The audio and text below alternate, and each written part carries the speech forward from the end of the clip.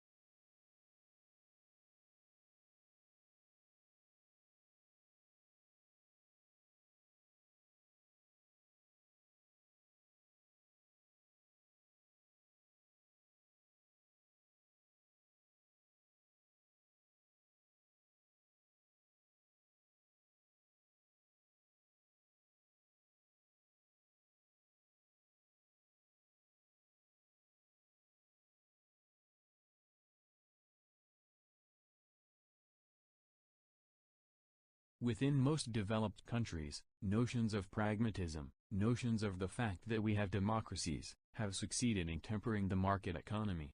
In the 19th century, the Industrial Revolution has a very negative effect on people, particularly working classes all over the world. We see data where life expectancy was reduced, hikes we were reduced, we were looking at the medical record. We can see that actually, living standards, much among large fractions of the population, actually went down. But eventually, we passed the legislation about working conditions. And we circumscribed some of the worst kinds of behavior. We eventually, in the 20th century, we put regulations that composed better environmental conditions.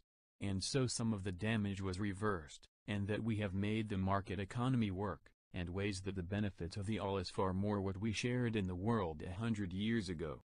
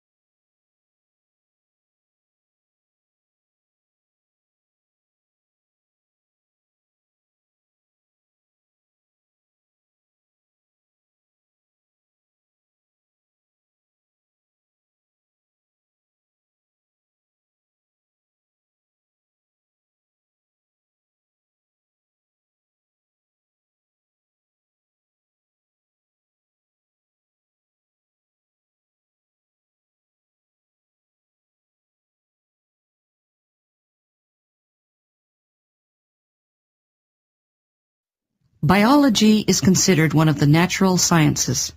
It is the science of life and life's processes. And like life, science is better understood by observing it than by trying to create a precise definition. Over the next 15 weeks, we will be observing the science of biology. In many ways, biology is the most demanding of all sciences. This is partly because living systems are so complex. Biology is also a multidisciplinary science. It requires knowledge of chemistry, physics, and mathematics.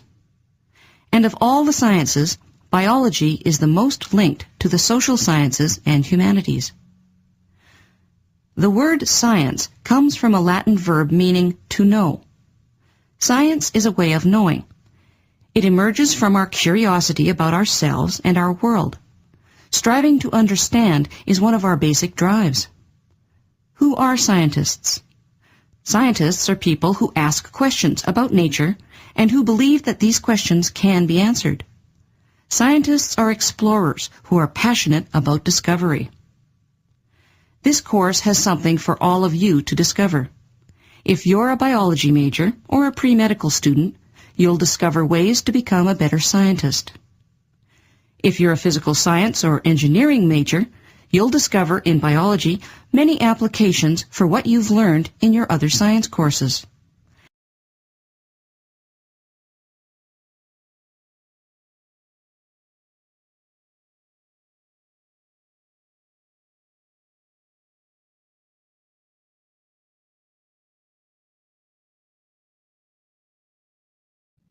Did anyone happen to catch the American Metropolis last night? It was about the growth of cities.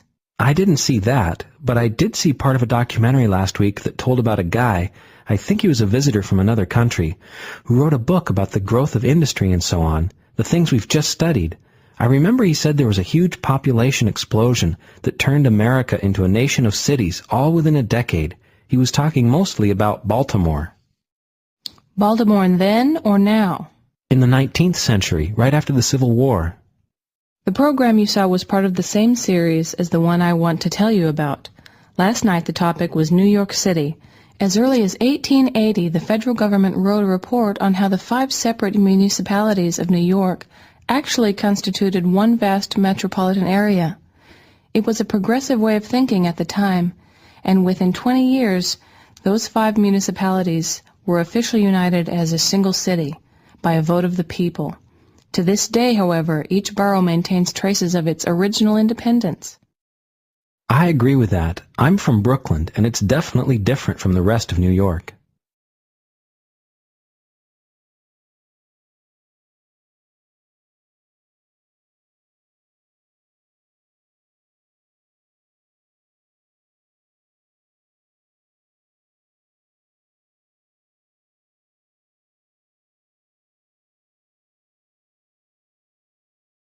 Because of their protected status, a lot of bears have lost their fear of people. This may make them appear tame, but they're still potentially very dangerous. Bears are wild animals. 1 or 2 bear attacks occur each year in Glacier Park. The majority of attacks occur because people have surprised the bear. What should we do if we surprise a bear? You should try to avoid encounters in the first place by being alert and make noise, talk loud, holler. Bears will usually move out of the way if they hear people approaching. Some people say to carry bells or put bells on your pack. Most bells, even the so-called bear bells, are not loud enough. Calling out or clapping hands at regular intervals are better ways to make your presence known. But isn't it kind of rude to make a lot of noise in the woods? I mean, people go there for peace and quiet. In bear country, noise is good for you. Hiking quietly endangers you, the bear, and other hikers. People sometimes assume they don't have to make noise while hiking on a well-used trail. Some of the most frequently used trails in Glacier Park are surrounded by excellent bear habitat. You can't predict when and where bears might appear along a trail. That's for sure. I remember my surprise when a black bear charged me. It must have been running away from hikers who surprised it on the trail ahead of me. Don't assume a bear's hearing is any better than your own. Some trail conditions make it hard for bears to see, hear, or smell approaching hikers. You should be especially careful near streams, against the wind, or in dense vegetation. Stay with your group and, if possible, avoid hiking early in the morning, late in the day, or after dark, when bears are more likely to be active. Bears spend a lot of time eating, so avoid hiking in areas like berry patches or fields of glacier lilies. How will the bear act if we surprise it? Bears react differently to each situation. They may appear to tolerate you and then attack without warning. The most important advice I can give you is never to approach a bear intentionally.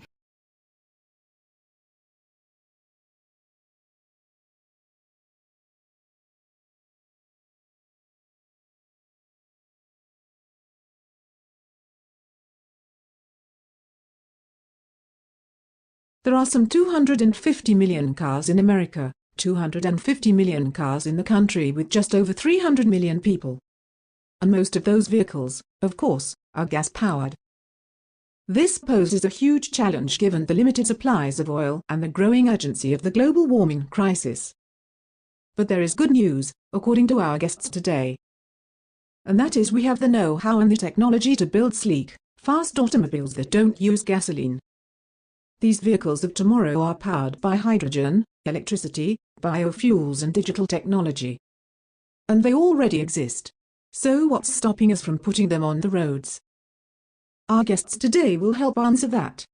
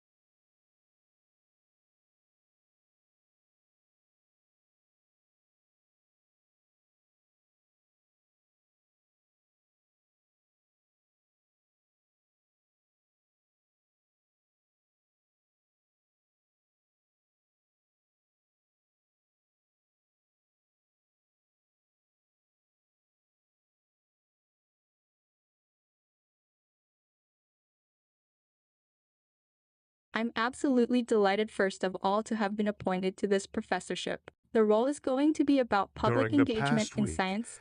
It is about making science accessible to as wide an audience as possible. It's about encouraging young people to think about science as a career. It's about making it easier for our academics here at the University of Birmingham to talk about their research to the general public, and it's not just about a one-way flow of information. It very much is about a dialogue. When the Carrier Air Conditioning Company shut down its Syracuse, New York plant in 2004, 1,200 jobs were lost. The current financial state of the laid-off workers depends on their skills, age, and degree of determination.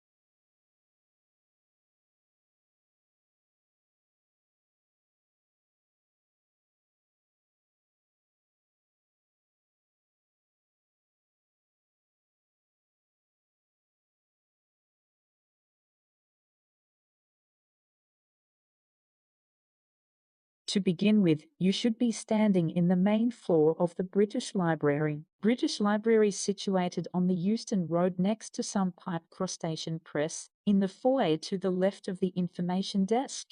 It was a large white staircase. Follow this up towards the gallery at the top of the stairs. Pause and look to your left for attention. This is Robert Cotton, born in 1570 and died in Okay, so let's have a quick summary, 1631. because we've Cotton was a galloped through member a of bit of Parliament, philosophy but is here. mainly known as a I've great suggested that we're antiquarian rationally collector of required to do manuscripts. what morality It is the requires of covenant us, we have so a it's great reasonable depth and that the tells us what survival we of should many and shouldn't English do. manuscripts. If we Throughout don't this do tour, what we will rationally see his requires of legacy. us, this is because we are ignorant, or, if you don't agree with Aristotle or Socrates, we're possibly weak or corrupt. And we may be ignorant of what morality requires of us, because we are relying on others. So what's all this got to do with climate change?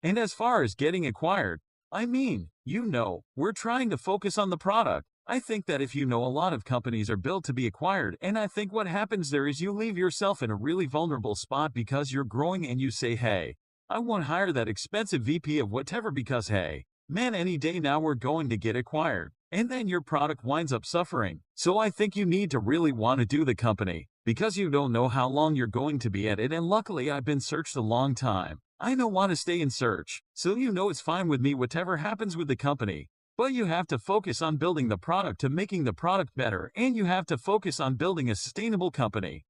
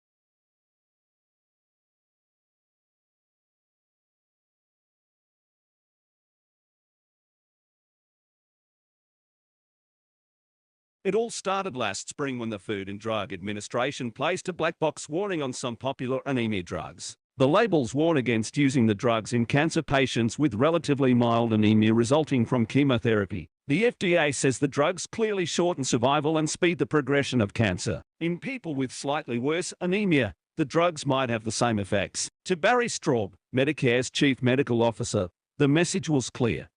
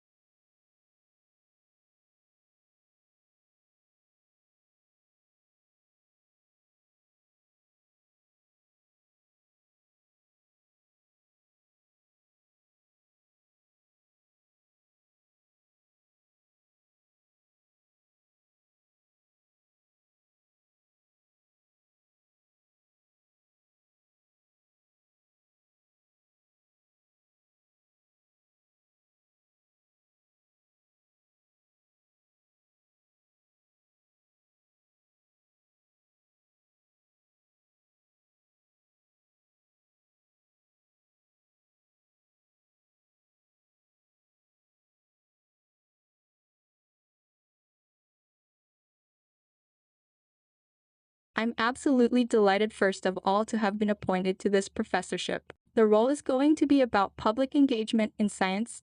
It is about making science accessible to as wide an audience as possible. It's about encouraging young people to think about science as a career. It's about making it easier for academics here at the University of Birmingham to talk about their research to the general public, and it's not just about a one-way flow of information. It very much is about a dialogue.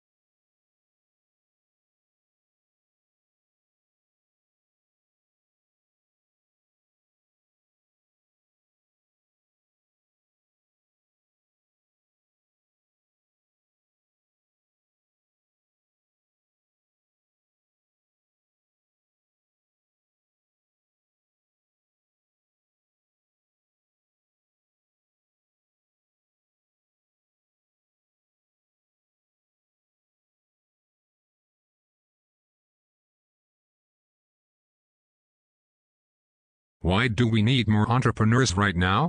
The entrepreneurs who create and run our businesses, who play by the rules, are in fact critical to our success as a nation. We need them especially today. First, we need them to solve the current crisis. Business, not government, will end this recession. Government must help by creating fair rules, sound monetary policy, and by protecting our fellow citizens in periods where they are jobless. But the government has to stand to the side and let new entrepreneurial firms challenge companies that can no longer compete. We have to make way for the new entrepreneurial firms that will push us different tiers of innovation.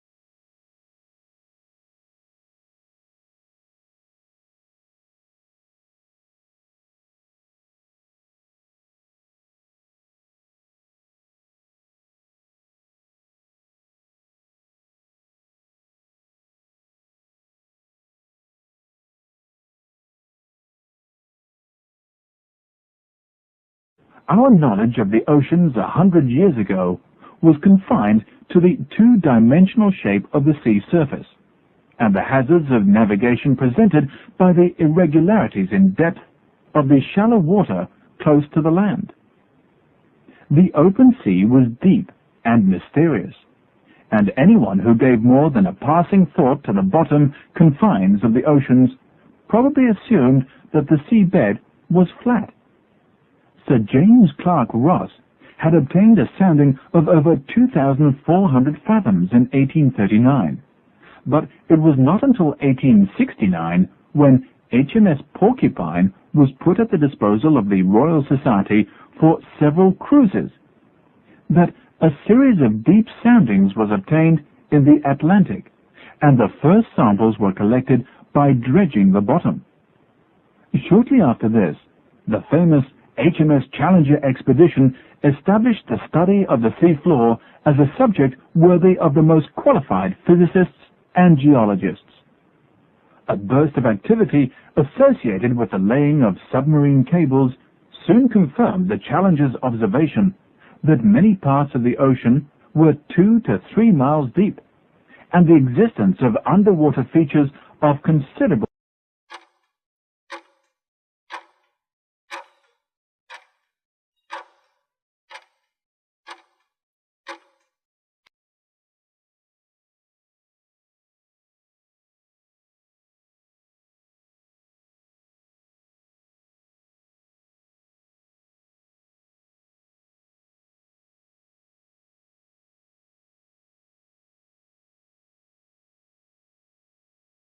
In the early days of the settlement of Australia, enterprising settlers unwisely introduced the European rabbit. This rabbit had no natural enemies in the Antipodes, so that it multiplied with that promiscuous, abandoned characteristic of rabbits. It overran a whole continent. It caused devastation by burrowing and by devouring the herbage which might have maintained millions of sheep and cattle. Scientists discovered that this particular variety of rabbit, and apparently no other animal, was susceptible to a fatal virus disease, myxomatosis. By infecting animals and letting them loose in the burrows, local epidemics of this disease could be created. Later it was found that there was a type of mosquito which acted as the carrier of this disease and passed it on to the rabbits. So while the rest of the world was trying to get rid of mosquitoes, Australia was encouraging this one. It effectively spread the disease all over the continent and drastically reduced the rabbit population. It later became apparent that rabbits were developing a degree of resistance to this disease, so that the rabbit population was unlikely to be completely exterminated. There were hopes, however, that the problem of the rabbit would become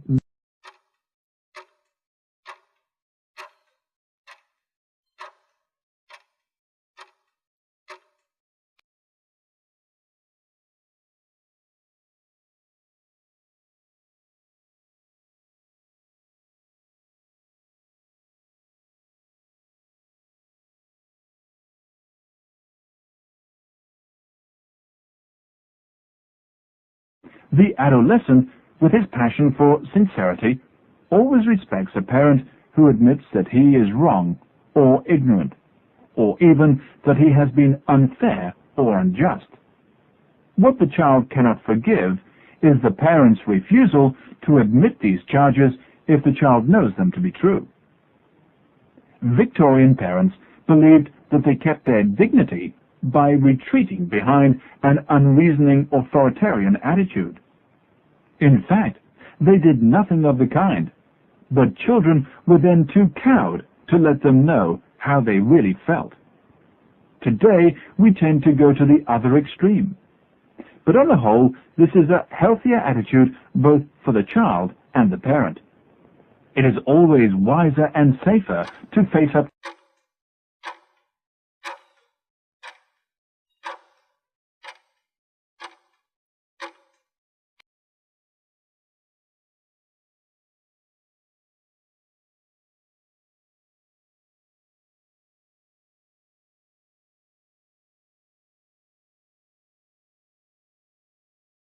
In the 19th century, few people could afford to travel abroad. It was expensive, and there weren't the mass transport systems that we have today.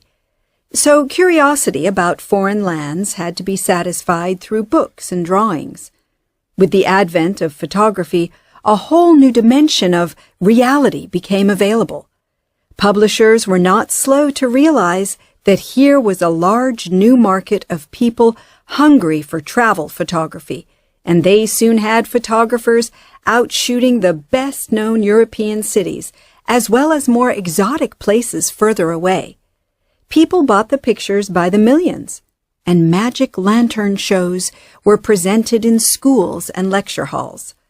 Most popular of all, however, was the stereoscopic picture, which presented three-dimensional views and was considered a marvel of Victorian technology.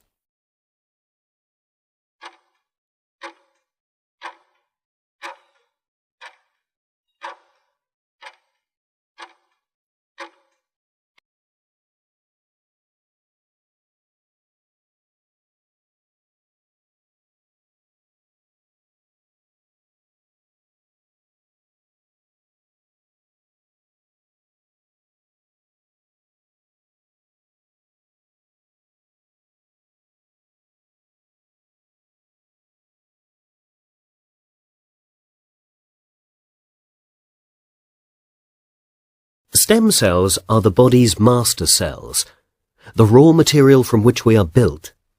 Unlike normal body cells, they can reproduce an indefinite number of times and, when manipulated in the right way, can turn themselves into any type of cell in the body. The most versatile stem cells are those found in the embryo at just a few days old.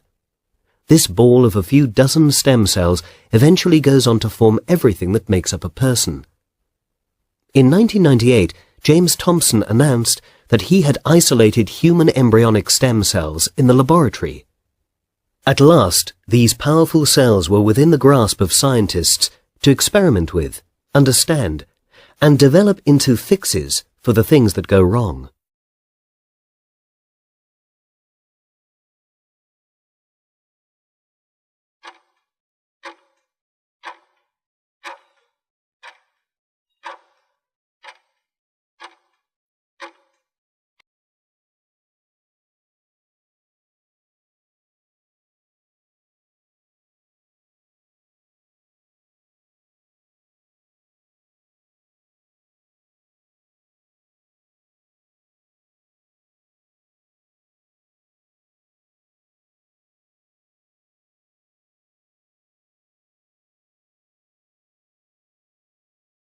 Students would develop confidence on their ability to think critically.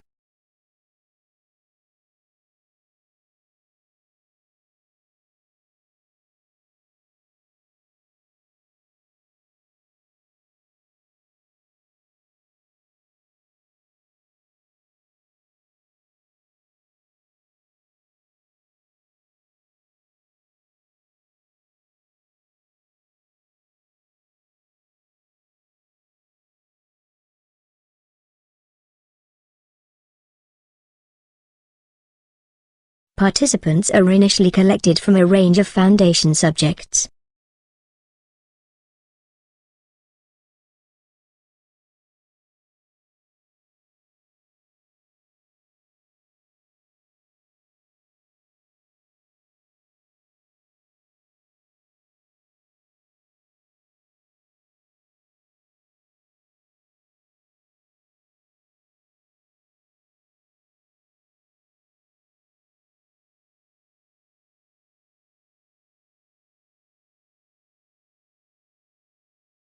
The features issue the same explanation of the problem.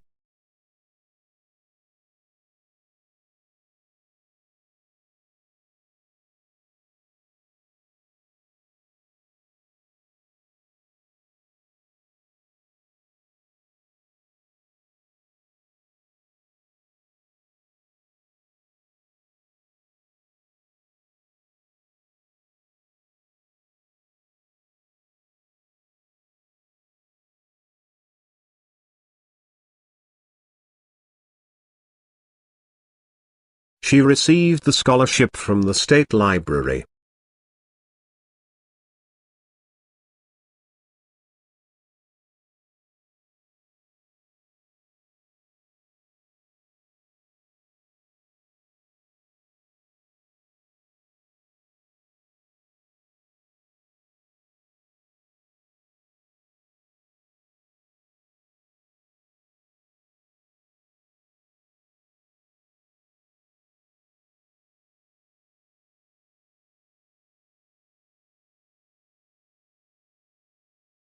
You will acquire new skills during your academic studies.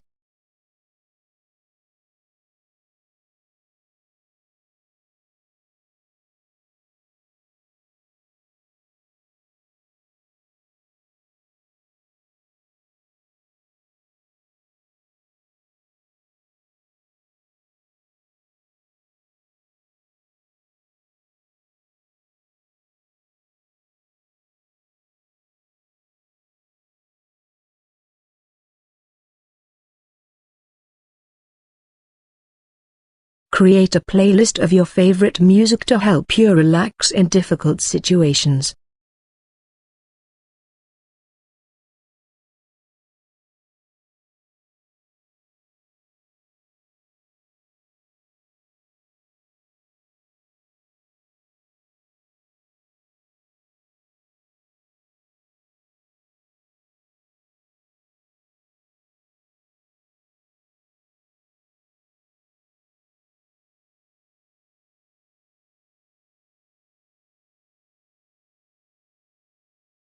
Please confirm that you have received the textbook.